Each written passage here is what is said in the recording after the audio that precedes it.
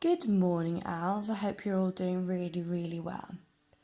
So this week we're learning all about foxes.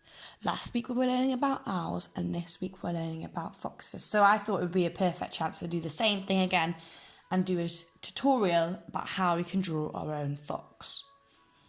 So thinking about foxes, they're the same in owls as that they are nocturnal.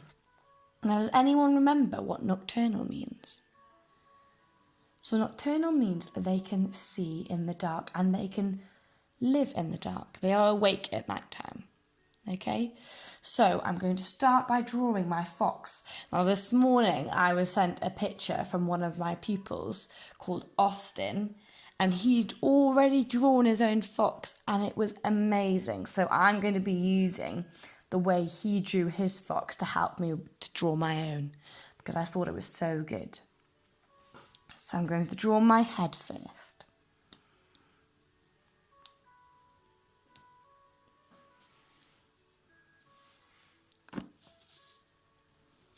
There we go. So let's have a think about what foxes might need.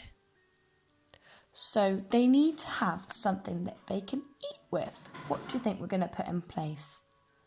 They need a mouth to eat food. So the first thing I'm going to do is draw his nice big cheeks.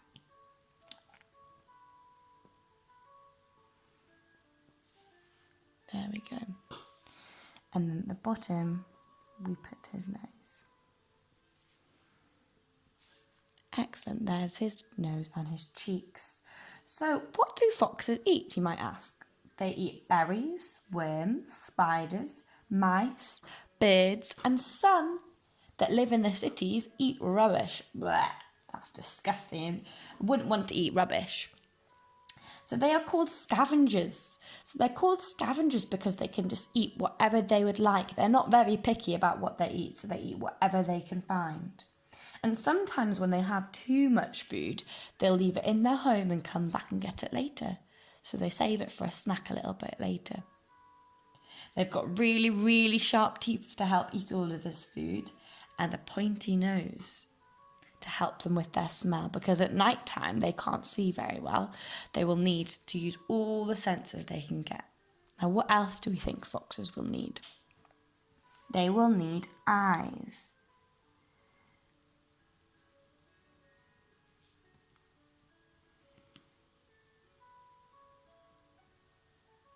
There's my fox's eyes, nice big eyes.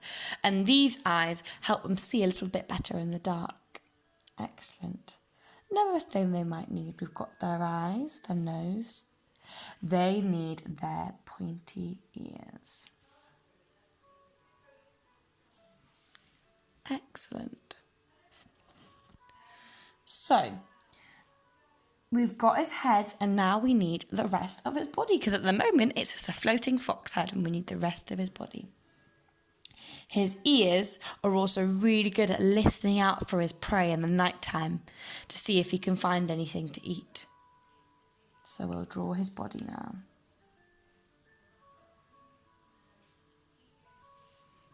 There's his body, nice big body. And sometimes, or a lot of the time, they have a nice white chest.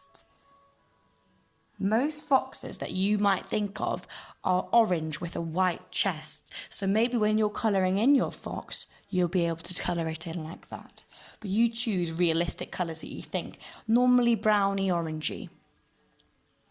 And then at the bottom, the way Austin did it is he drew his little feet coming up like this, which was excellent. I really liked this bit.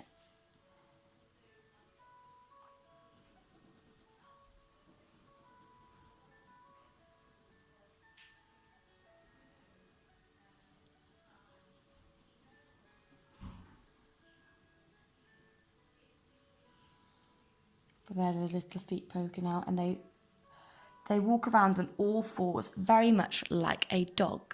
Now, I'm missing one big thing that I love about foxes is their big tail, and sometimes this is known as a bush because it is so, so bushy. There's this bushy tail. So I think I'm done with my fox now. But I'd like to tell you a little bit more about their family. So when foxes are born, they're called cubs. And when they're cubs, they can't see, they can't hear, and they can't walk, so they can't do very much. So I think it's really important that their mum is able to look after them. So their mum stays at home with them whilst the dad fox goes out and gets all the food. The dad fox, now you might think this is really interesting because Austen wrote it on one of his pieces of work, looks a bit like a dog. And that's because the word for a male fox, a dad fox, is a dog, which is very strange because we all know what dogs are. And the female fox, the mum fox, she's called a vixen. So they've got different names for the different genders of the foxes, which is really interesting. What I'd like you to do is do a little bit of research about your fox and let me know what you have found out. Where do they live? What do they eat? And what do they look like? I haven't mentioned, but foxes live in all sorts of places. A lot of the time they live underground in places called dens. And these dens can be made by the foxes themselves, or they might steal other animals' homes, which is a little bit naughty. If they live in the cities and the towns, they live in anything, even cardboard boxes, which I can't imagine is very comfortable. So think about what I've been saying and maybe talk to your parents and see what you could write around your fox. Hope you have a really good time drawing it and let me know how it goes.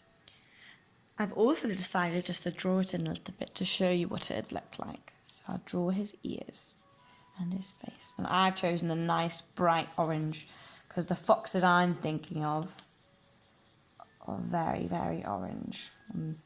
The most ones you would recognise.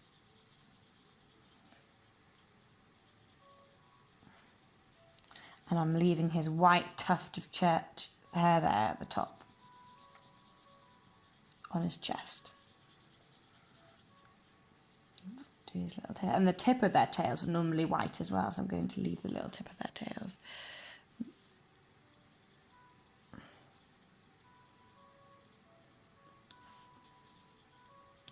And there we go. There is my fox. Not completely within the lines, but it doesn't have to be perfect, like I always say. Beautiful.